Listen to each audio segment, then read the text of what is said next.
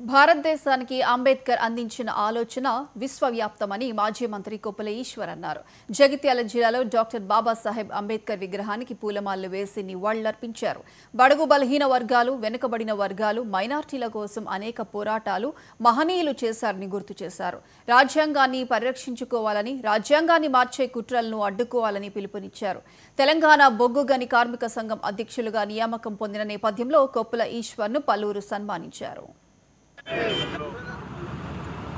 అంబేద్కర్ స్ఫూర్తి అనేటువంటి కార్యక్రమాన్ని నిర్వహిస్తున్నటువంటి మా మాజీ సర్పంచ్ గారు నల్ల శ్యామ్ గారి ఆధ్వర్యంలో, వారి యొక్క ఆర్గనైజేషన్ ఆధ్వర్యంలో గత కొన్ని నెలలుగా ఈ యొక్క కార్యక్రమాన్ని ప్రతి ఆదివారం కూర్చా తప్పకుండా ఈ స్ఫూర్తి అనేటువంటి కార్యక్రమాన్ని నిర్వహించడం జరుగుతూ ఉంది.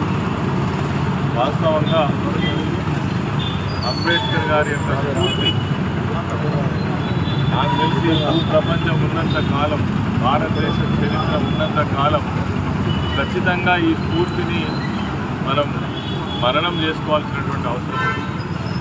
ఎందుకంటే వారు ఇచ్చినటువంటి సందేశం ఏదైతే ఉందో భావి తరాలకు, రానున్నటువంటి తరాలకు ఒక సందేశం ఇవ్వడం జరిగింది.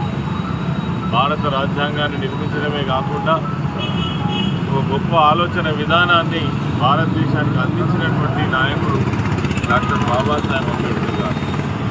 ఈ దేశంలో ఉన్నటువంటి అనేక రకాల సంస్కృతులకు, అనేక రకాలైనటువంటి హెచ్చు తగ్గులన్నీ కూడా పోవాలని, అందరూ సమానంగా ఉండాలని, అందరికీ సర్వ హక్కులు ఉండాలని, మనుషులందరూ ఒక్కటే అని, తారతమ్య భేదం లేదని, వాళ్ళు ఆర్థికంగా, రాజకీయంగా, సామాజికంగా అన్ని రంగాల్లో ముందుండాలనేటువంటి గొప్ప ఆలోచన చేసినటువంటి మహానాయకుడే డాక్టర్ బిఆర్ అంబేద్కర్ గారు.